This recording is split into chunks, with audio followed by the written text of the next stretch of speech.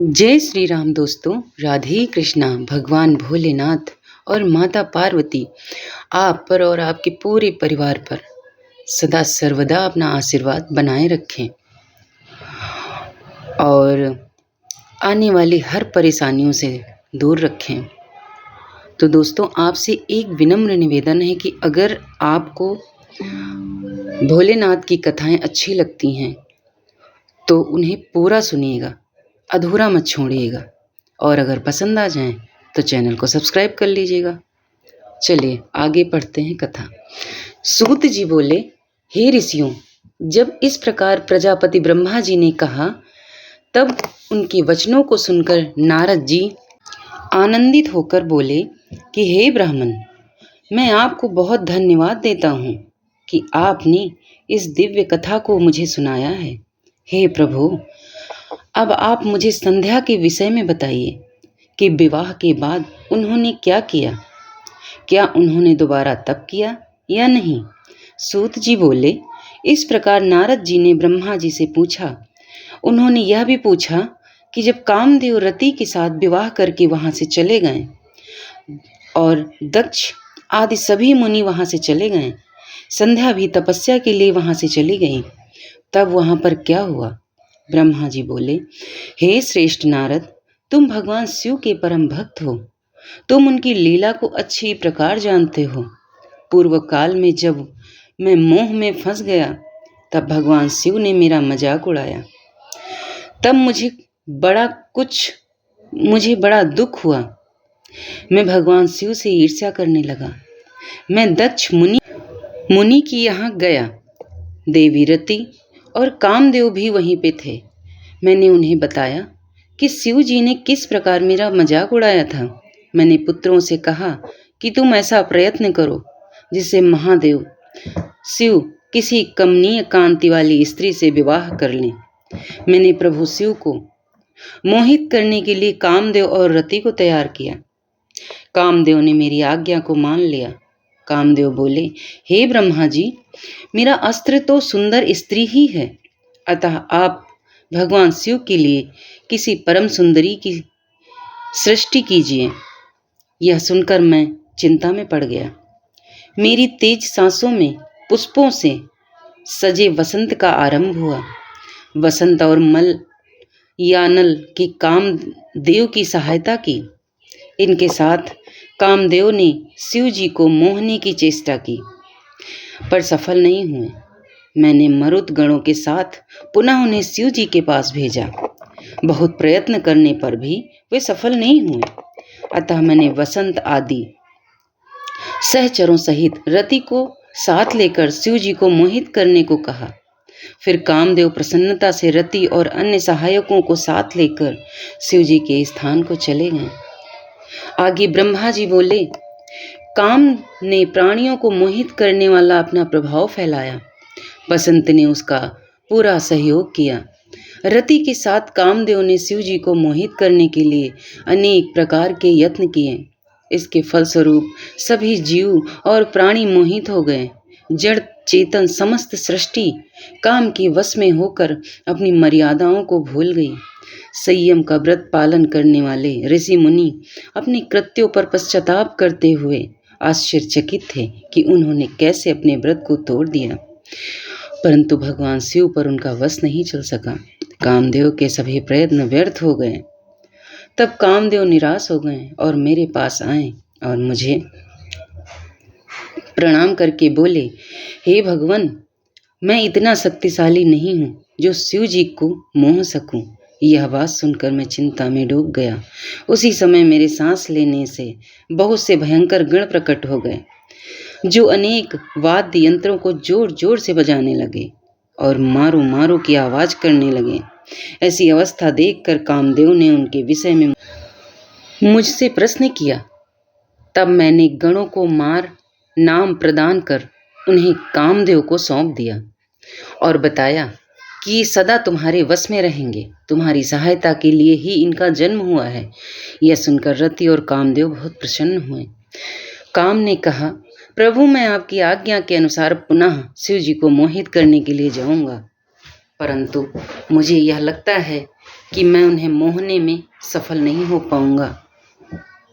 साथ ही मुझे यह बात का भी डर है कि कहीं वे आपके शाप के अनुसार मुझे भस्म न कर दें। यह कहकर कामदेव रति बसंत और अपने मारगणों को साथ लेकर पुनः शिवधाम को चले गए। कामदेव ने शिव जी को मोहित करने के लिए बहुत से उपाय किए, परंतु वे परमात्मा शिव को मोहित करने में सफल न हो सके। फिर कामदेव वहां से वापस आ गए और मुझे अपने असफल होने की सूचना दी। मुझसे कामदेव कहने लगी कि हे ब्राह्मण, आप ही शिव जी को मोह में डालने का उपाय करें। मेरे लिए उन्हें मोहना संभव नहीं है। ब्रह्मा जी बोले, नारद, काम के चले जाने पर श्री महादेव जी को मोहित कराने का मेरा अहंकार गिरकर चूर चूर हो गया, परंतु मेरे मन में यही चलता रहा कि ऐसा क्या करूं जिससे परमात्मा शिव स्त्री ग्रहण कर लें। यह सोचते सोचते मुझसे विष्णु जी का स्मरण हुआ। उन्हें याद करते करते ही पीतांबरधारी श्री हरि विष्णु मेरे सामने प्रकट हो गए। मैंने उनकी प्रसन्नता के लिए उनकी बहुत स्तुति की। तब विष्णु जी मुझसे पूछने लगे कि मैंने उनका उस स्मरण किस उद्देश्य से किया है। यदि तुम्हें कोई दुख या कष्ट हो तो कृपया मुझे बताओ, मैं उस दुख को मिटा दूंगा। तब मैंने उनसे कहा, हे केशव, यदि भगवान शिव किसी तरह पत्नी ग्रहण कर लें अर्थात विवाह कर लें तो मेरे सभी दुख दूर हो जाएंगे। मैं पुनः सुखी हो जाऊंगा। मेरी यह बात सुनकर भगवान मधुसूदन हंसने लगे और मुझ लोक सृष्टा ब्रह्मा का हर्ष बढ़ाते हुए बोले, हे ब्रह्मा जी, मेरी बातों को सुनकर आपके सभी भ्रमों का निवारण हो जाएगा। शिव जी ही सबके कर्ता और भर्ता हैं। वे ही संसार का पालन करते हैं, वे ही पापों का नाश करते हैं। भगवान शिव ही परम ब्रह्म परेश निर्गुण नित्य अनिर्देश निर्विकारी अद्वितीय अनंत और सबका अंत करने वाले हैं।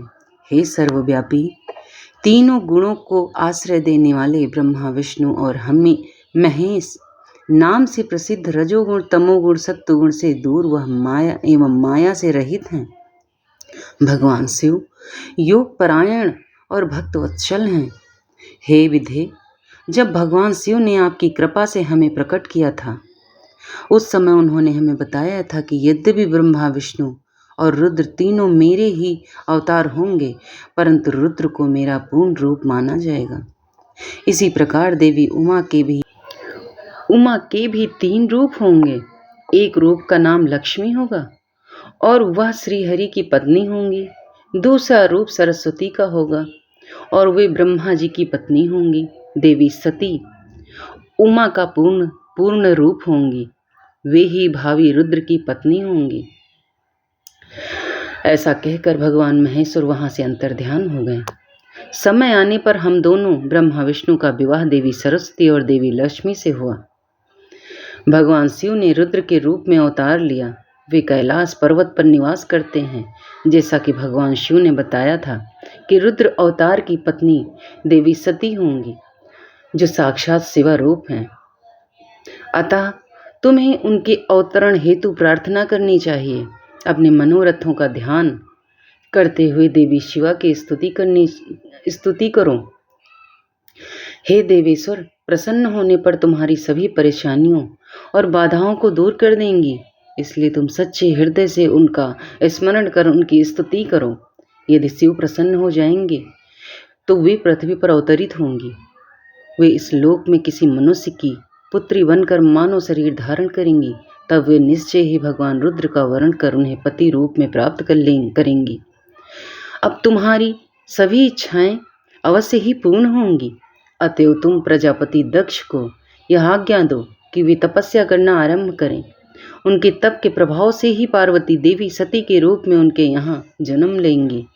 देवी सती ही महादेव को विवाह सूत्र में बांधेंगी। शिवा और शिव जी दोनों निर्गुण और परम ब्रह्म स्वरूप हैं और अपने भक्तों के पूर्णतः अधीन हैं। वे उनकी इच्छानुसार कार्य करते हैं। ऐसा कहकर भगवान श्री हरि विष्णु वहाँ से अंतर्ध्यान हो गए। उनकी बातें सुनकर मुझे बड़ा संतोष हुआ, क्योंकि मुझे मेरे दुखों और कष्टों का निवारण करने का उपाय मालूम हो गया था। अब इसके आगे नारद जी ने पूछा, हे ब्रह्मा जी, उत्तम व्रत का पालन करने वाले प्रजापति दक्ष ने तपस्या करके देवी से कौन सा वरदान प्राप्त किया और वे किस प्रकार दक्ष की कन्या के रूप में जन्मी? ब्रह्मा जी बोले, हे नारद, मेरी आज्ञा पाकर प्रजापति दक्ष क्षीर सागर के उत्तरी तट पर चले गए। वे उसी तट पर बैठकर देवी उमा को अपनी पुत्री के रूप में प्राप्त करने के लिए उन्हें हृदय से स्मरण करते हुए तपस्या करने लगे। मन को एकाग्र कर प्रजापति दक्ष दृढ़ता से कठोर व्रत का पालन करने लगे। उन्होंने 3000 दिव्य वर्षों तक घोर तपस्या की। वे केवल जल और हवा ही ग्रहण कर रहे थे। तत्पश्चात देवी जगदम्बा ने उन्हें प्रत्यक्ष दर्शन दिए। कालिका देवी अपने सिंह पर विराजमान थी। उनकी श्यामल कांति व मुख अत्यंत मोहक था। उनकी 4 भुजाएं थीं। वे एक हाथ में वरद, दूसरे में अभय, तीसरे में नील कमल और चौथे हाथ में खड्ग धारण किए हुए थी। उनके दोनों नेत्र लाल थे और केस लंबे व खुले हुए थे। देवी का स्वरूप बहुत ही मनोहारी था। उत्तम आभा से प्रकाशित देवी को दक्ष और उनकी पत्नी ने श्रद्धापूर्वक नमस्कार किया। उन्होंने देवी की श्रद्धा भाव से स्तुति की। दक्ष बोले, हे जगदम्बा भवानी कालिका चंडिके माहेश्वरी, मैं आपको नमस्कार करता हूँ। मैं आपका बहुत आभारी हूँ जो आपने मुझे दर्शन दिए। हे देवी, मुझ पर प्रसन्न होइए। ब्रह्मा जी बोले, हे नारद, देवी जगदम्बा ने स्वयं ही दक्ष के मन की इच्छा जान ली थी। वे बोली, दक्ष, मैं तुम्हारी तपस्या से बहुत प्रसन्न हूँ। तुम अपने मन की इच्छा मुझे बताओ, मैं तुम्हारे सभी दुखों को अवश्य दूर कर दूंगी। तुम अपनी इच्छानुसार वरदान मांग सकते हो। जगदम्बा की यह बात सुनकर प्रजापति दक्ष बहुत प्रसन्न हुए और देवी को प्रणाम करने लगे। दक्ष बोले, हे देवी, आप धन्य हैं। आप ही प्रसन्न होने पर मनोवांछित फल देने वाली हैं। हे देवी, यदि आप मुझे वर देना चाहती हैं तो मेरी बात ध्यानपूर्वक सुने, मेरी इच्छा पूर्ण करें। हे जगदम्बा, मेरे स्वामी शिव ने रुद्र अवतार धारण किया है, परंतु अब तक आपने कोई अवतार धारण नहीं किया है। आपके सिवा कौन उनकी पत्नी होने योग्य है? अतः हे देवी, आप मेरी पुत्री के रूप में धरती पर जन्म लें और भगवान शिव को अपने रूप लावण्य से मोहित करें। हे जगदम्बा, आपके अलावा कोई भी शिव जी को कभी मोहित नहीं कर सकता। इसलिए आप हर मोहिनी अर्थात भगवान को मोहने वाली बनकर संपूर्ण जगत का हित कीजिए। यही मेरे लिए वरदान है। दक्ष का यह वचन सुनकर जगदम्बिके हंसने लगी और मन में भगवान शिव का स्मरण कर बोली, हे प्रजापति दक्ष, तुम्हारी पूजा आराधना से मैं प्रसन्न हूँ। तुम्हारे वर के अनुसार मैं तुम्हारी पुत्री के रूप में जन्म लूंगी। तत्पश्चात बड़ी होकर मैं कठोर तप द्वारा महादेव जी को प्रसन्न कर उन्हें पति रूप में प्राप्त करूंगी। मैं उनकी दासी हूँ। प्रत्येक जन्म में शिव शंभु ही मेरे स्वामी हैं। अतः मैं तुम्हारे घर में जन्म लेकर शिवा का अवतार धारण करूंगी। अब तुम घर जाओ, परंतु एक बात हमेशा याद रखना, जिस दिन तुम्हारे मन में मेरा आदर कम हो जाए, उसी दिन मैं अपना शरीर त्याग कर अपने स्वरूप में लीन हो जाऊंगी। यह कहकर देवी जगदम्बिका वहां से अंतर्ध्यान हो गई तथा प्रजापति दक्ष दुखी मन से घर लौट आए। अब आगे की कथा सुनते हैं। ब्रह्मा जी कहते हैं, हे नारद, प्रजापति दक्ष देवी का वरदान पाकर अपने आश्रम में लौट आए। मेरी आज्ञा पाकर प्रजापति दक्ष मानसिक सृष्टि की रचना करने लगे, परंतु फिर भी प्रजा की संख्या में वृद्धि होती ना देखकर वे बहुत चिंतित हुए और मेरे पास आकर कहने लगे, हे प्रभु, मैंने जितने भी जीवों की रचना की है वे सभी उतने ही रह गए। अर्थात उनमें से कोई भी वृद्धि नहीं हो पाई। हे तात, मुझे कृपा कर ऐसा कोई उपाय बताइए जिससे वे जीव अपने आप बढ़ने लगें। ब्रह्मा जी बोले, प्रजापति दक्ष, मेरी बात ध्यानपूर्वक सुनो। तुम त्रिलोकीनाथ भगवान शिव की भक्ति करते हुए यह कार्य संपन्न करो। वे निश्चय ही तुम्हारा कल्याण करेंगे। तुम प्रजापति वीरण की परम सुंदरी पुत्री अश्विनी से विवाह करो और स्त्री के साथ मैथुन धर्म का आश्रय लेकर प्रजा बढ़ाओ। अश्विनी से तुम्हें बहुत सी संतानें प्राप्त होंगी। मेरी आज्ञा के अनुसार दक्ष ने वीरण की पुत्री अश्विनी से विवाह कर लिया। उनकी पत्नी के गर्भ से उन्हें 10,000 पुत्रों की प्राप्ति हुई। ये हर्ष नाम से जाने गए। सभी पुत्र धर्म के पथ पर चलने वाले थे। एक दिन अपने पिता दक्ष से उन्हें प्रजा की सृष्टि करने का आदेश मिला। तब इस उद्देश्य से तपस्या करने के लिए वे पश्चिम दिशा में स्थित नारायण सर नामक तीर्थ पर गए। वहां सिंधु नदी व समुद्र का संगम हुआ। उस पवित्र तीर्थ के जल से स्पर्श से उनका मन उज्जवल और ज्ञान से संपन्न हो गया। वे उसी स्थान पर प्रजा की वृद्धि के लिए तप करने लगे। नारद इस बात को जानने के बाद तुम श्री हरि विष्णु की इच्छा से उनके पास गए और बोले, दक्ष पुत्र, हर्षगण तुम भी पृथ्वी का अंत देखे बिना सृष्टि की रचना करने के लिए कैसे उद्यत हो गए। ब्रह्मा जी बोले, हर्ष बड़े ही बुद्धिमान थे। वे तुम्हारा प्रश्न सुनकर उस पर विचार करने लगे। वे सोचने लगे कि जो तुम उत्तम शास्त्र रूपी पिता के निवृत्त परक आदेश को नहीं समझता, वह केवल रजोगुण पर विश्वास करने वाला पुरुष सृष्टि निर्माण का कार्य कैसे कर सकता है। इस बात को समझकर वे नारद जी की परिक्रमा करके ऐसे रास्ते पर चले गए जहां से वापस लौटना असंभव है। जब प्रजापति दक्ष को यह पता चला कि उनके सभी पुत्र नारद से भिक्षा पाकर मेरी आज्ञा को भूलकर ऐसे स्थान पर चले गए जहां से लौटा नहीं जा सकता, तो दक्ष इस बात से बहुत दुखी हुए। वे पुत्रों के वियोग को सह नहीं पा रहे थे। तब मैंने उन्हें बहुत समझाया और उन्हें सांत्वना दी। तब पुनः दक्ष की पत्नी अश्विनी के गर्भ से सबलाभ नामक एक सहस्त्र पुत्र हुए। वे सभी अपने पिता की आज्ञा को पाकर पुनः तपस्या के लिए उसी स्थान पर चले गए जहां उनके बड़े भाई गए थे। नारायण सरोवर के जल के स्पर्श से उनके सभी पाप नष्ट हो गए और मन शुद्ध हो गया। वे उसी तट पर प्रणव मंत्र का जाप करते हुए तपस्या करने लगे। तब नारद, तुमने पुनः वही बात जो उनके भाइयों को कही थी उन्हें भी बता दी और तुम्हारे दिखाए गए मार्ग के अनुसार वे अपने भाइयों के पथ पर चलते ऊर्ध्व गति को प्राप्त हुए। दक्ष को इस बात से बहुत दुख हुआ और वे दुख से बेहोश हो गए। जब प्रजापति दक्ष को ज्ञात हुआ कि यह सब नारद की वजह से हुआ है तो उन्हें बहुत क्रोध आया। संयोग से तुम भी उसी समय वहां पहुंच गए। तुम्हें देखते ही क्रोध के कारण वे तुम्हारी निंदा करने लगे और तुम्हें धिक्कारने लगे।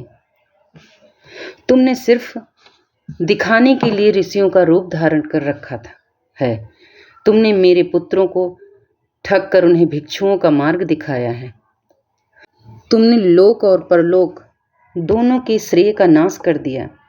जो मनुष्य ऋषि देव और पितृगणों को उतारे बिना ही मोक्ष की इच्छा मन में लिए माता पिता को त्याग कर घर से चला जाता है, सन्यासी बन जाता है, जो मनु बन जाता है, वह अधोगति को प्राप्त हो जाता है। हे नारद, तुमने बार बार मेरा अमंगल किया, इसलिए मैं तुम्हें शाप देता हूँ कि तुम कहीं भी स्थिर नहीं रह सकोगे।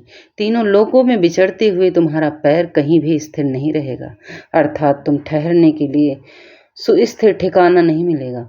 नारद, यद्यपि तुम साधु पुरुषों द्वारा सम्मानित हो, परंतु तुम्हें शोकवश दक्ष ने ऐसा शाप दिया जिसे तुमने शांत मन से ग्रहण कर लिया और तुमने मन में किसी प्रकार का विकार नहीं आया।